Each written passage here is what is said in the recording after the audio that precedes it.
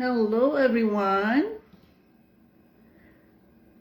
Good morning Canada, good morning Toronto, Vancouver, Calgary, and Edmonton, and good evening Philippines, right? So I hope you are hearing me loud and clear.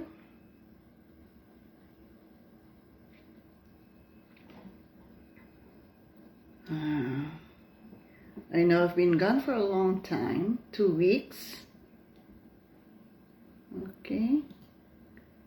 I've been gone for 2 weeks. But now I'm back.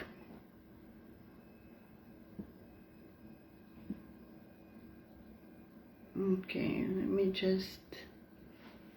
Okay. So, how is everyone? Kamusta kayong lahat? Let me just share the video so we can, share the good news to more people, diba?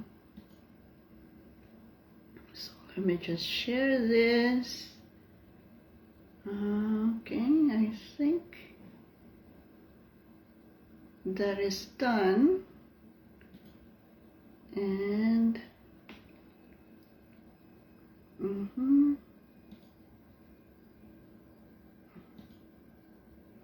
let me just share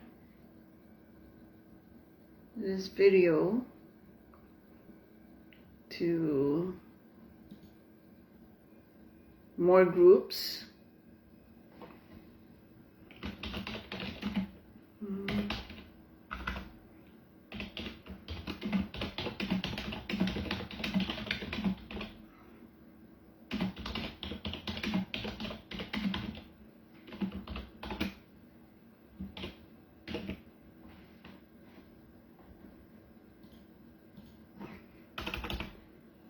How is your morning so far? Kamusta ang mga araw nyo? Kamusta kayong lahat?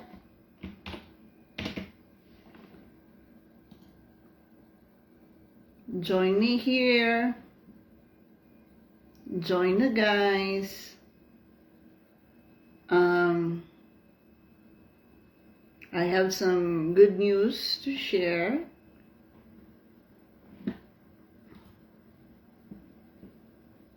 Two good news, or actually tatlong good news ang isi-share ko ngayong umaga. And I think you would be interested.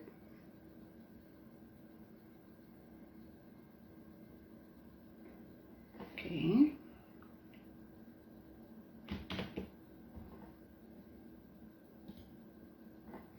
I'm trying to...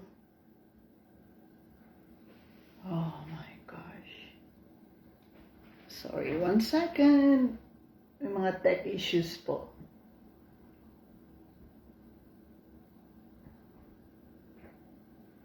May tech issues po tayo. Because for the first time, I'm trying to do multi-streaming, so not only here in Facebook but also in YouTube, but it looks like hindi po nagwo-work yung sa YouTube. Yeah, kasi hindi po tayo techie. So 1 second lang po, I'll be right back. Don't move, don't go away.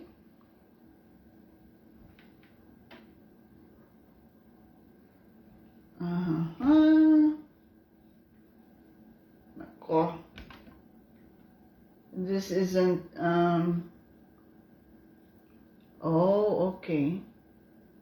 Stop screen.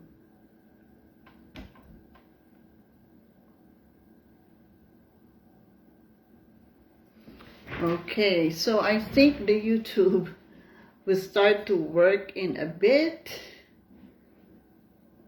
Okay, ayan na. The YouTube stream is working. And let's just adjust that. Okay, ayun. It's okay now. Okay, so this is my first time to stream in Facebook and YouTube. Naayos ko na din yung, I was able to fix the tech problems. So welcome everybody, welcome to In Sessions Live Wednesdays.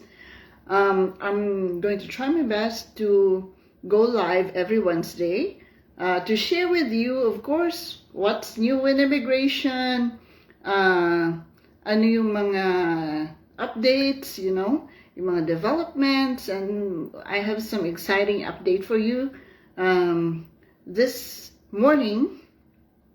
At kung kayo ay nasa Philippines, of course, tonight, right? So, again, good morning Canada, good morning Toronto, Calgary, Edmonton, and Vancouver, and sa buong Canada, Manitoba, Alberta, right? Yun na yun. Edmonton, Calgary are in Alberta. And also sa buong Pilipinas, sa mga kababayan po natin apektuhan ng bagyong Paeng, sana po kayo ay, you know, safe. Nakikiramay po ako sa mga, syempre, doon po sa mga talagang naapektuhan at yung mga sa mga nawala ng mga minamahal sa buhay. Okay? First of all, to start this broadcast, I would like to thank you. I would like to thank Miss Cheska Gatus, or Mirth Central in the YouTube community for helping me with the setting up my StreamYard, right? Although I initially really wanted to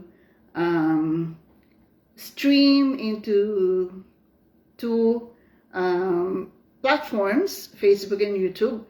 Ang nangyari po is sa StreamYard, sa YouTube lang ako nakapag-stream because apparently I didn't know that I needed to upgrade my plan into a paid membership if I wanted to stream into two platforms. So right now, streaming multi-platforms, I'm using two devices. I mean, separate devices. So yun sa Facebook lang talaga, and the YouTube streaming is happening on, it's happening through StreamYard. Although, now that I think about it, because hindi ko naman pala magamit for multi-streaming ang StreamYard account ko because it's only a basic plan, then I could have just gone live at YouTube. Di po ba? So, learning curve, we all have learning curves. So, anyways, yes. So, pero thank you so much, Miss Cheska Gatus, Mirth Central, for helping me with, you know, my numerous questions on how to do the streaming. So, okay. So, sana po, ayun, nanonood kayo. Nanonood kayo. First, I would like to, okay, let's start with the good news. Okay. Sa mga good news po. So, okay, I'm going to share. Hold on. Share screen. So, itong pag-share ko ng share screen ay nangyayari lamang po sa YouTube because that's where I can do it, right? Unfortunately, hindi ko magawa ang share screen dito. Pero gusto ko pong i-share yung, so you know what? I'm not gonna do share screen at YouTube anymore. What I wanted to share with you is a good news. Actually, tatlong good news po. So, unang good news is an international student applicant got approved to study here in Canada. So, yung kanya pong application to study here in Canada got approved. So, congratulations, Jerryme Cablinan, right? So, si Jerryme Cablinan po ay na-approve ang kanyang 2 years of study at Centennial College in Toronto, Canada. And he is going to start his studies on January 2023 intake. So, winter term po ang start niya, and his studies will be for 2 years. At ang kukunin niyang program is international business. So, congratulations, Jerryme. I know that, you worked so hard on your application. We worked hard on it. And now, very excited na po siya na pumunta dito. And just this morning po, we received another good news. I also work with Access Pro Immigration Services, whose primary consultant is Miss G, or Miss Geraldine Alcalde. So this morning po, we received the good news na yung client po ni Miss Alcalde, na si Isay, right? Isay Alfornon has also been approved sa kanyang study permit. And Isay is coming to Canada with her significant other and her child. So they're coming here as a family, and Isay will be pursuing her studies, and her significant other will get an open work permit, and the child, who is a preschool, will also come here on a visitor visa. So congratulations, Isay, sa iyong sa approval ng iyong work permit. Congratulations, Miss G. Congratulations to us, because I am also an associate immigration consultant doon po sa Access Pro. Okay, so, and this third one that I would like to share with you is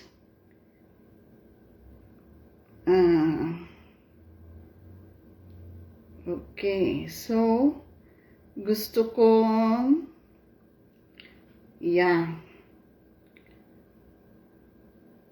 so actually I want to bring them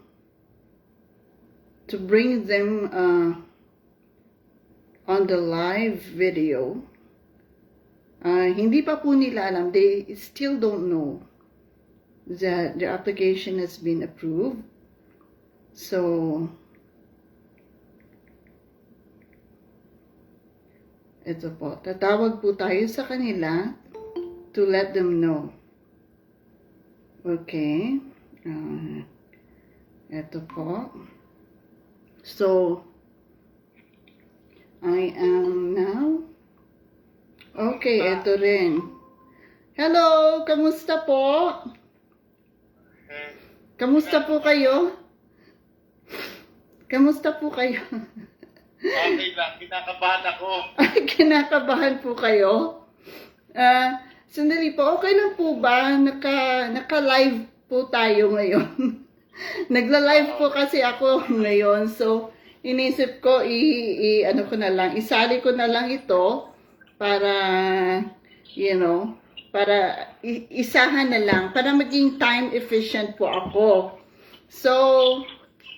So okay lang po, naka-live po ako sa Facebook and on YouTube. Sige. Sige.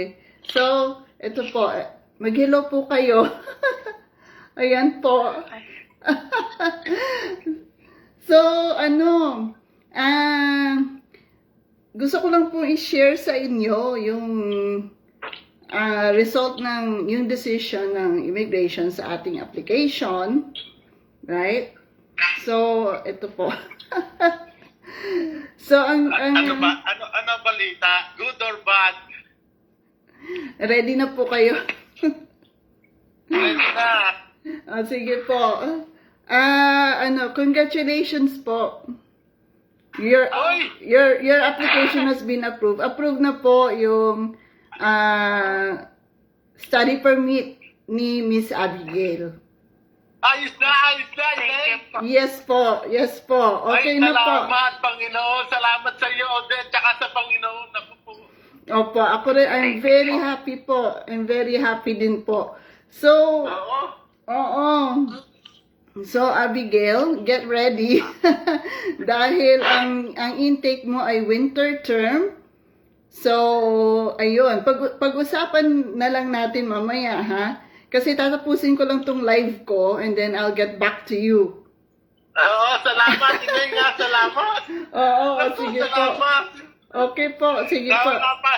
Sige po. Napakalaking achievement sa akin yan. Naku, salamat, Panginoon. Thank you po.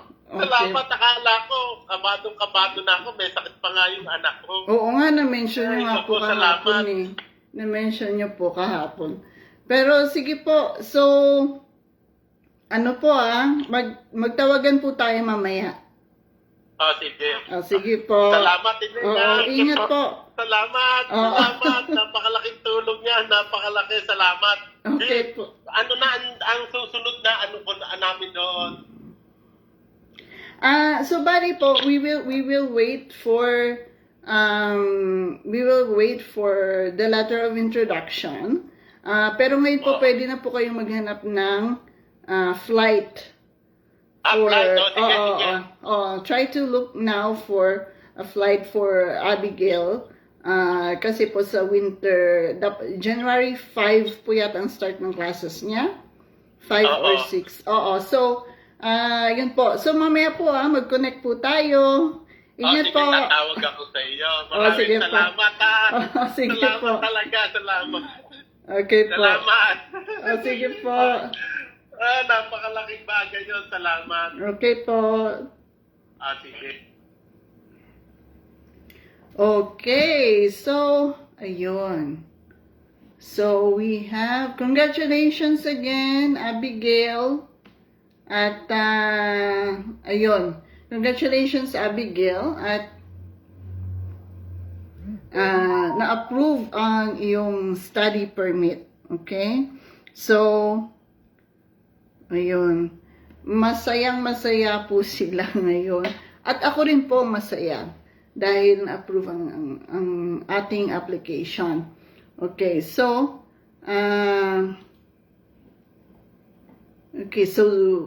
immigration news. Let's go to immigration news. Okay, hello sa ating viewer, one viewer. So, you missed the interaction just now. We just invited, we just shared with you the approval of 3 study permits applications, right? So congratulations again, Jerryme Cablinan, Isay Alfornon, and Abegail Bulaong. So Abigail is coming to Canada on a 2-year study permit, and she's going to Keanu College, right, in Fort McMurray. So, congratulations again, Abigail. Okay, so, going to the immigration news. So, itong immigration news, breaking news po ito, kahapon lang ito in-announce ni Immigration Minister Sean Fraser. Okay? So, yesterday, si Sean Fraser po, in-announce niya ang 2023 to 2025 Immigration Levels Plan.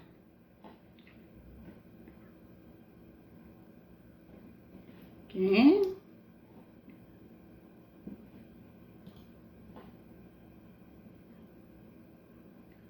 Okay, so, itong 2023 to 2025 Immigration Levels Plan ay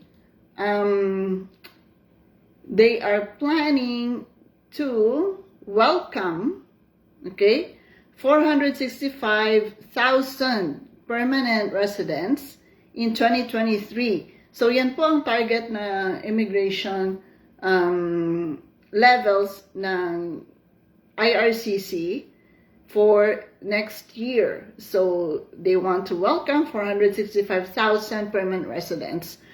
At in 2024, this will go up to 485,000. And in 2025, ito po ay magiging 500,000 PR targets, okay? So, according to Minister Fraser, in 2021, nagkaroon po ng 191,338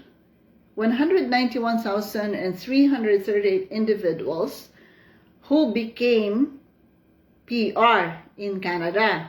So from being temporary residents, nabigyan po sila ng PR. Ito po yung mga international student graduates at mga workers na nandito sa Canada, yung mga those who are being sponsored by their families, right? So, nandito na sa Canada, so sila po ay naging PR na. So, that was last year in 2021, a total of 191,338 persons ang naging PR. Now, for 2023, ang target po natin ay ng Canada ay 465,000. Yan ang gusto nilang bigyan ng PR. And then it gradually increases every year. So in 2024, magiging 485,000 ang target, and in 2025 magiging 500,000.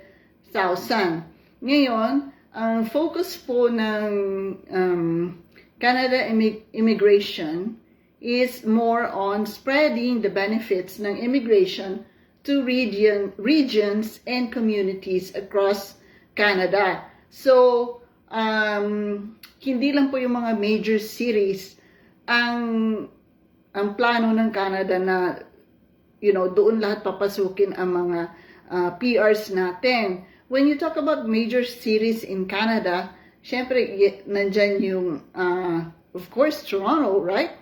Toronto in Ontario, Vancouver in BC, Calgary and Edmonton in Alberta. Yan po yung mga major cities. Usually, itong mga major cities, ito po yung mga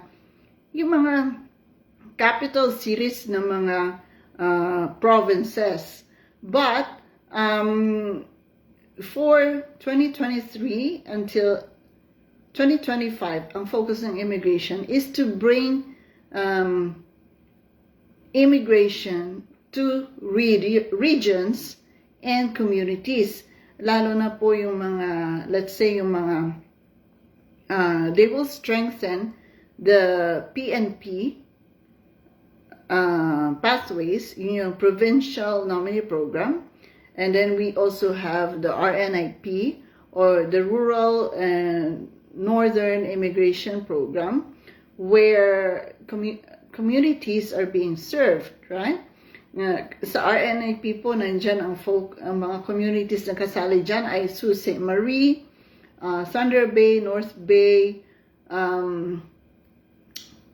what else? I don't have it right at the top of my head, but there are 14 communities, right?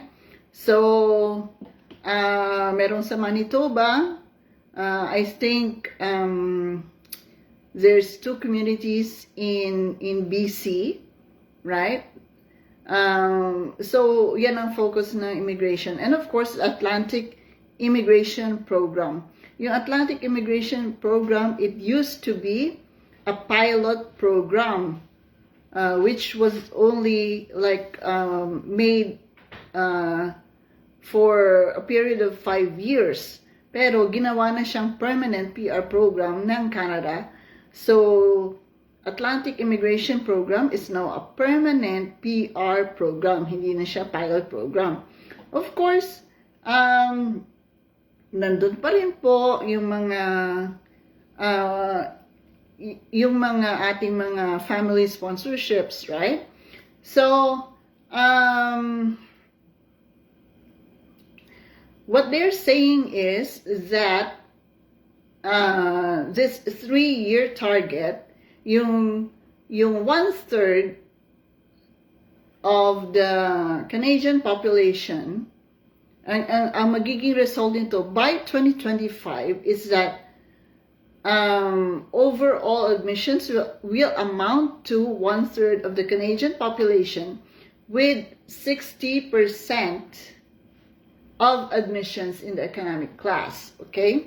So, ay nako, nakatutok po ako sa Facebook Live, but, I really forgot. I'm also doing YouTube, which the camera is over here on this side. So, yan, hopefully po. Okay, so hi YouTube viewers, pasensya na po. Nakatutok ako dito sa camera na kung saan ako nag-Facebook Live. But anyways, yes, going back, masyado akong nadidistract. Okay, so going back to what I was saying is that yung 60% of the admissions for PR would be in the economic class, okay? And Immigration Canada is working to increase Francophone immigration to reach a target of 4.4% of French-speaking immigrants outside Quebec by 2023. Okay? And it also hopes to support, so itong immigration targets, it hopes to support employers in communities across Canada para ma-fill yung kanilang labor needs. Napakalaki po talaga ng labor shortage ngayon dito sa Canada. It's so huge. It's, talagang kailangan ng workers ang Canada. Okay, so that's why po nasa 60% ng immigration ay manggagaling sa economic migration. So, yan po ang ating immigration update this morning. I will also post a link to that announcement made by Immigration Minister Sean Fraser about the 2023 to 2025 immigration levels plan. Okay, now going into our main topic, our discussion, supposedly our really yung pinaka-discussion natin this morning, which is getting help from a licensed immigration consultant. So, of course, pag, being in this practice for several years now, marami pa ako na-encounter na mga, people who are sending me messages, who want to connect with me, and they're telling me that they have already dealt with some agencies before, and yung iba, they are disappointed with their dealings or frustrated. Yung iba nadala na, yung iba, they just don't want to deal with agencies anymore because of their experiences. Okay, so as a licensed immigration consultant, I tend to think yung mindset ko po is that Okay, but first of all, as an individual, as an applicant, it is your responsibility to really look into the agencies that you are dealing with. May lisensya ba ito? Are they licensed to practice in Canada? Okay, so what I'm gonna do is I'm going to post a link to the CICC website, or the College of Immigration and Citizenship Consultants, where you can check if the agencies you are dealing with are licensed in Canada. So immigration consultants have to be licensed if you are paying them to help you with your applications. Of course, Canadian lawyers have to be licensed if you are, also paying them with your applications, diba? So, okay. So, getting help from a licensed immigration consultant, ano ba ang ginagawa namin para tulungan kayo sa mga applications nyo? Okay? So, as a licensed professional, okay, we follow a code of professional ethics. So, meron po kaming code of professional ethics that was, this was recently revised. Nasa Canadian Gazette po ito. So, this code embodies our standards of practice. Ibig sabihin, itong standards, ito yung mga values that we follow in conducting our business. As authorized representatives, we are also held accountable for our actions, by the College of Immigration and Citizenship Consultants. So, kung yung accountability po, yun ang one of the major differences that we have against yung mga unauthorized representatives. Unauthorized representatives, they are not accountable for their actions kasi walang nag-oversee sa kanila. They don't have a regulator, right? No one slaps their hand for doing something like unethical. Wala silang ganon, right? So, starting last year,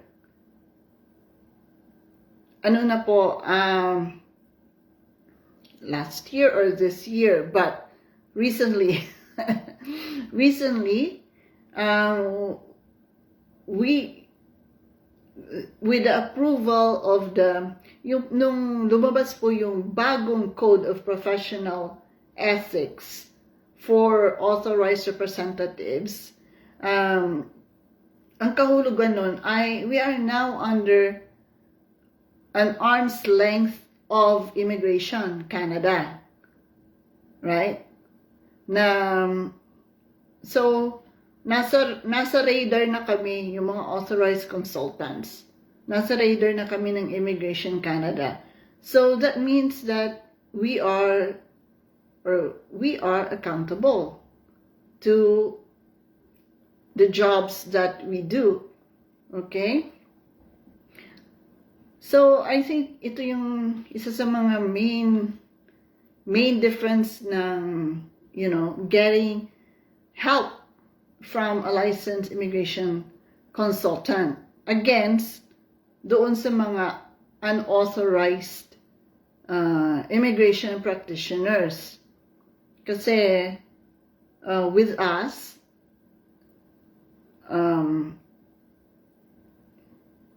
we have that accountability na clients can complain before the CICC kung ang isang licensed practitioner ay may nagawang hindi tama.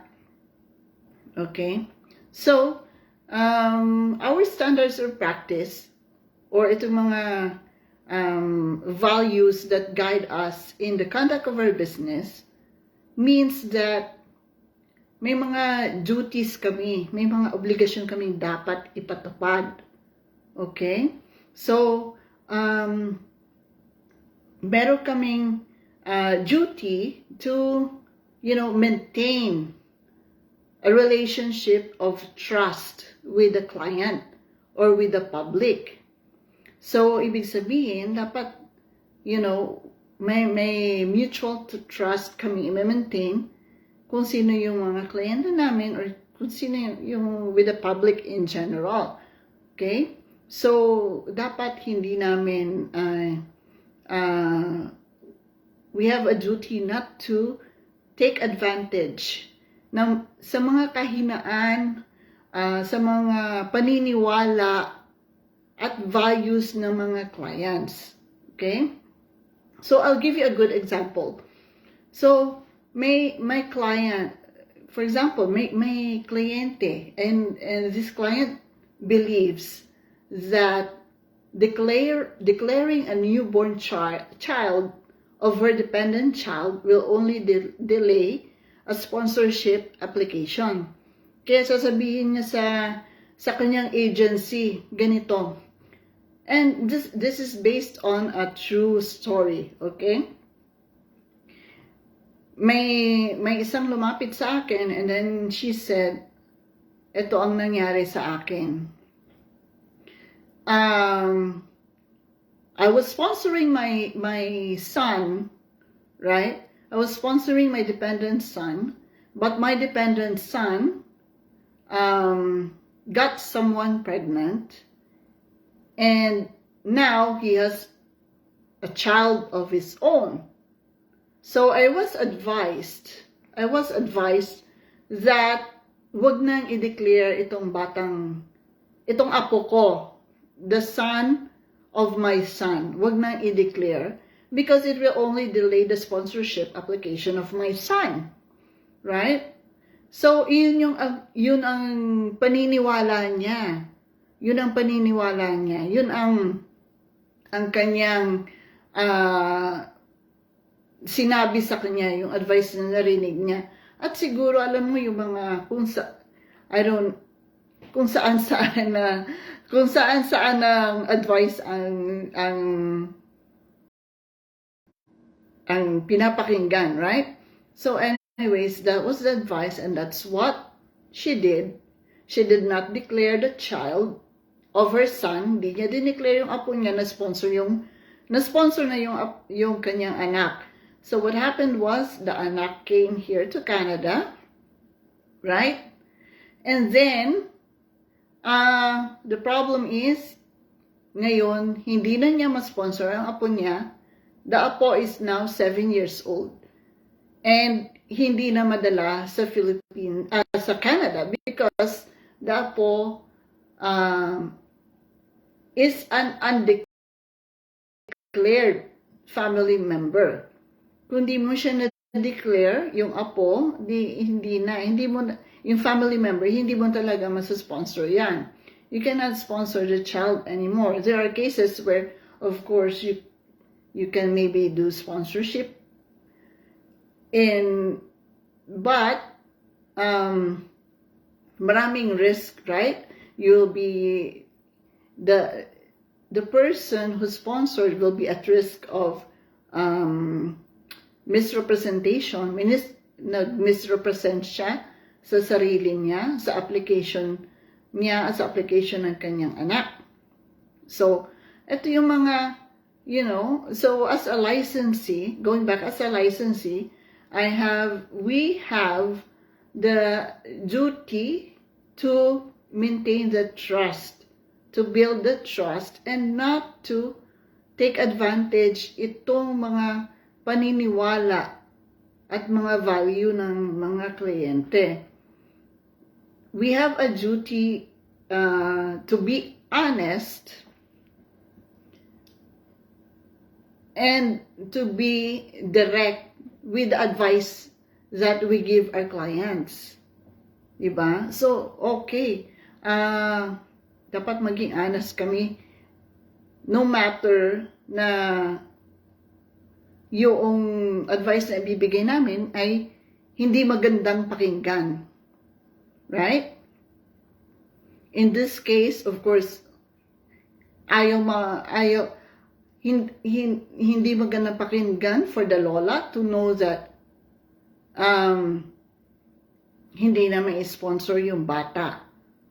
But that is, that's the advice.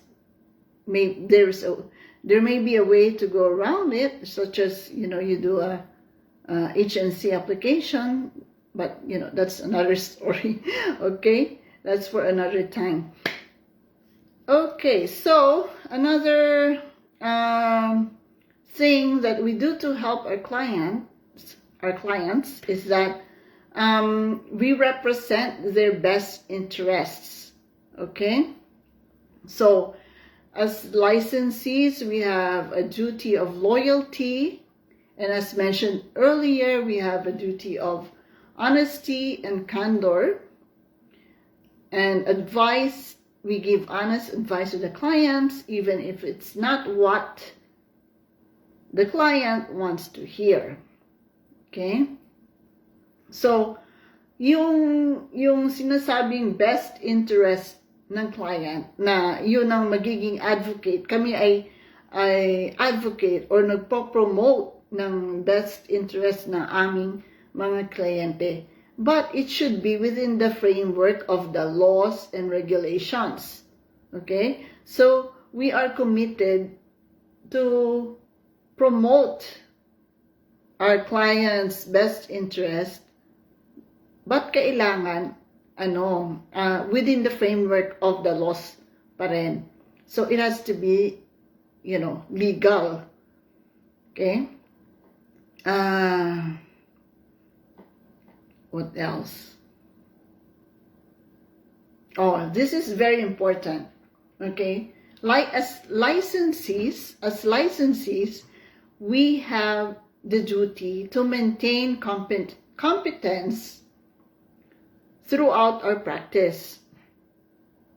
So, kailangan, we need to be competent in giving advice, in working on our applications, right? In helping the clients with their applications.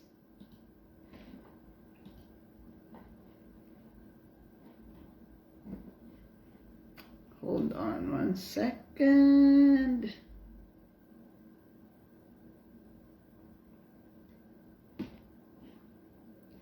Sandali lang.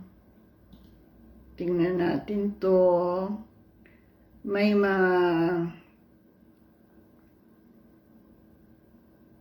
Hello pala. Hello, Elena. Batapa, thank you for liking the video. Hi, Mahadeli. Catherine Mabasa, hello. Naku, ito nakalimutan ko ng mag-hello sa mga nanonood. Okay? Marlon Fernando Miel and Fe Gregorio, thank you for liking the post.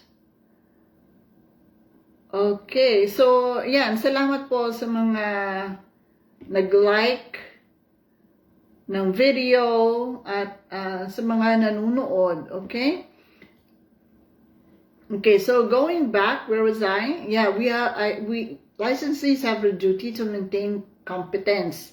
And how do we maintain competence? Paano po namin ipinapatupad ito? So, every year we are mandated by our regulating body to do 16 hours of professional development classes. So, meron po kaming ganon. So, kasi napakarami pong branches ang immigration practice, right?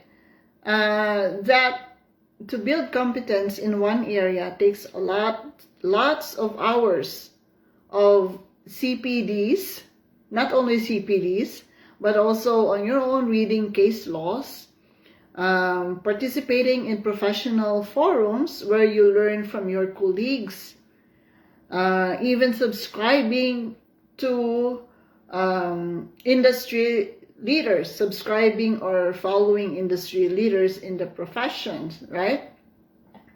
So, for example, meron, to maintain competence, you always need to be updated with the constant changes taking place with IRCC.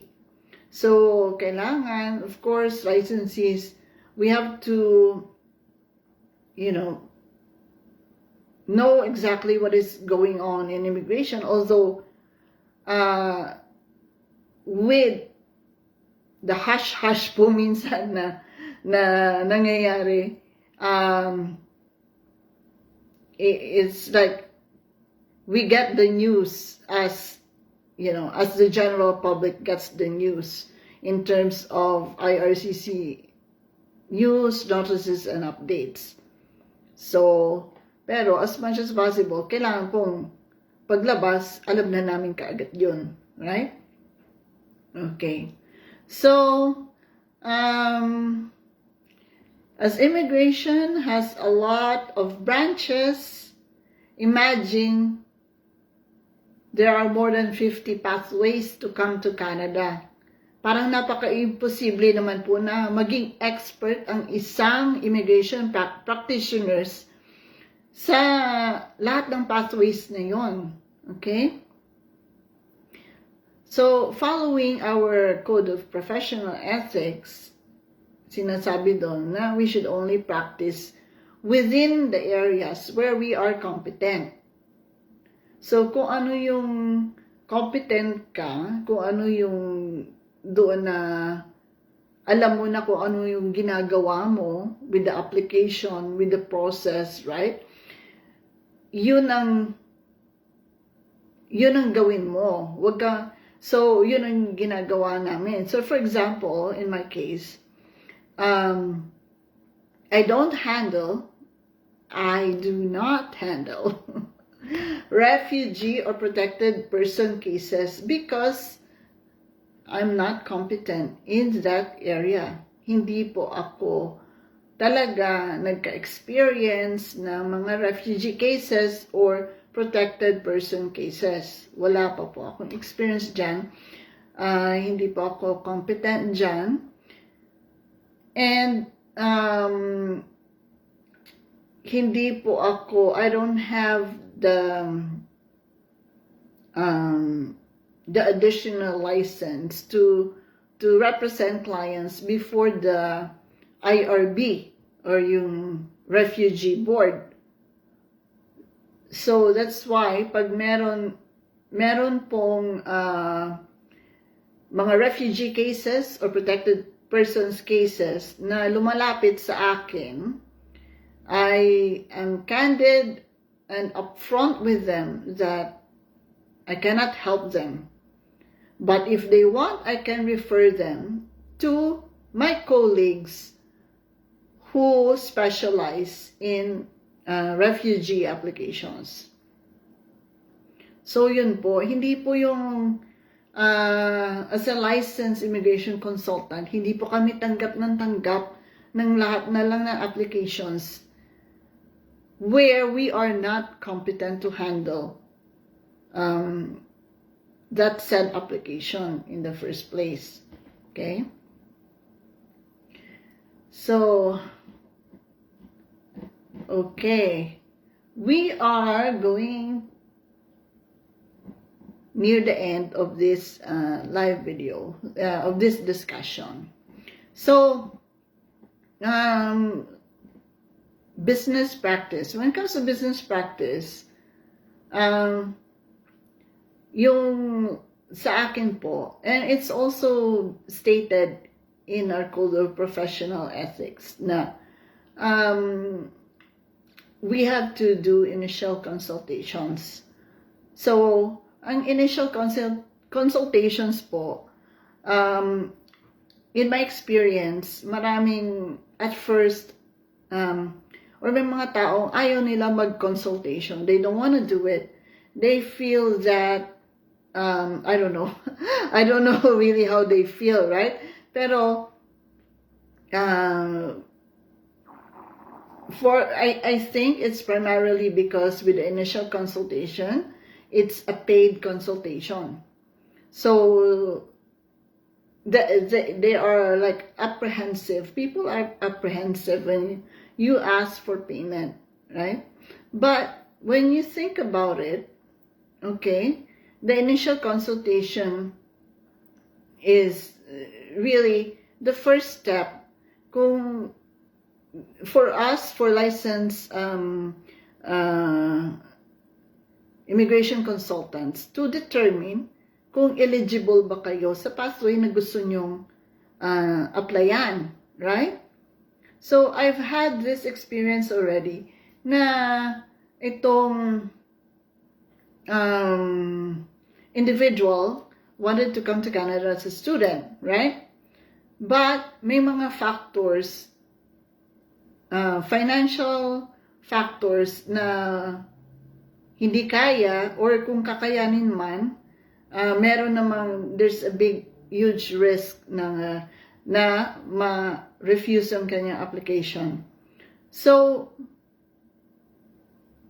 I laid out yung mga risks ng pursuing the study permit application sa kanila, and in the end, they decided na not to pursue it kasi high risk nga for refusal. So, you know, the consultation will help you save yourself from costly errors, di ba? So, before spending a fortune on processing your documents, paying for an application, dapat you make sure that you're meeting all the eligibility requirements of the immigration pathway. Hindi po yung go lang kayo ng go. Kasi, go lang ng go kasi parang ito yung trend, ito yung pinaka mabilis, ito yung pinaka madaling way to go to Canada, right? So, yun po. Sandali, may message. Let me just...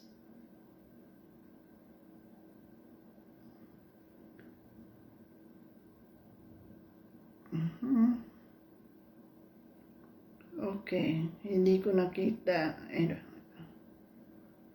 I don't see it. Anyways.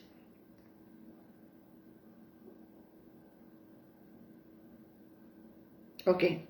So anyways, yan po ang isa sa mga benefits ng going for an initial consultation. Is that, you know, before you spend 2,000 Canadian dollars or 6,000 reals or 100,000 pesos, diba? Before you spend that amount of money para mag-process ng documents nyo, para magpa-medical, para magbayad sa IRCC, you know, save yourself from spending a lot of money by weighing the risks. At you can only do that, you can do that with first going through an initial consultation. So, iba po yung assessment. Pag assessment lang, you know, mababaw lang yung assessment eh. Assessment is just going over your resumes. With initial consultation, a consultant spends the time to assess not only what's on your resume, but your financial capabilities, yung relationship mo, if it's a sponsorship application, right? Your relationship with the sponsors, kung ano yung mga proof of your relationship, So may mga ganun po. Yung admissibility nyo to Canada, do you have criminal history, yung mga ganun. How about yung medically admissible ba kayo? So, those are the things that are being discussed in a consultation. Masyado naman pong mahaba pag ilagay natin lahat sa email yon, okay? So, another benefit of the consultation is that you use your time wisely. Okay? So, getting an initial consultation with a licensee will put you on track to establish and prioritize your tasks and goals. Okay? So, pagkatapos ng initial consultation, so parang alam mo na kung anong gagawin mo, ano uunahin mo, ano ba yung matagal na proseso, ano ba yung mabilis lang na proseso. So, it gives you like, it makes you organized, right? Na-organize mo yung time mo, meron ka ng proper time management, at yung mga order of priority ng mga gagawin mo is mas clear na sa'yo. Okay? And of course, with me, I always create a customized immigration plan para sa mga kliyente ko with goals and deadlines. So, yun po. Yun ang talagang nire-recommend ko with everyone who approached me. Right? Okay, so let's do a consultation. The consultation is not because I want to make money off you, but really the consultation is because I want to help you. You save yourself money from making costly mistakes. You use your time wisely because now you can get organized, you can prioritize your goals and your tasks, di ba? So, yun po. So, anyways, that's my time for today. Thank you for joining me sa ating live video. At sandali. May message po tayo sa ating sa ating YouTube community, si Tatay Joviel. Kamusta na po? Okay, yung nag-message po siya sa Facebook. So, Tatay Joviel, mabuti po. I miss my solid pamilya di Magiba. And ito po yung YouTube family YouTube community ko sa Facebook, sa YouTube na hindi ko na po it's been a long time since I've been publishing on YouTube. So hello sa solid pamilya di Magiba, sa di Magiba Leke. Hello po sa inyong lahat. At pasensya na po at ang tagal ko na pong hindi nakaka-join sa mga activities ng pamilya di Magiba sa YouTube. Pero every Wednesday po I'll try to go live. It's live streaming Wednesdays for IM sessions dito po sa YouTube and sa Facebook. So hanggang sa muli, hindi na po magtatagal. Thank you po sa panonood. Thank you sa pag-share, sa pag-like, and until next Wednesday po, kita-kita tayong muli. So at this point, gusto ko nang sabihin na I cannot really do more than once a week dahil syempre, priority po talaga ang mga kliyente, ang mga, mga applications. So, itong pagla-live natin, it's part of the community service para po maipamahagi naman sa inyo kung ano yung mga recent updates sa immigration, and also to share yung mga ating mga wins, no, sa ating mga applications, and yun po, and also to share. I also plan to do success stories of immigrants, right? Canadian immigrants. So yan po ang mga nakaplano ko within the coming weeks, right?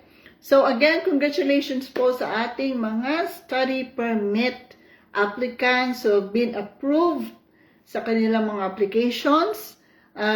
Congratulations, Jerryme Cablinan, Isay Alfornon, and Abegail Bulaong sa inyong mga applications. So, I believe Isay is going to Sault College in Sault Ste. Marie. Jerryme is going to Centennial College in Ontario. And Abegail Bulaong is going to Keanu College in Fort McMurray, Alberta. Congratulations again to all of you. God bless. And kita-kits next week. Bye for now. Have a good day and always take care.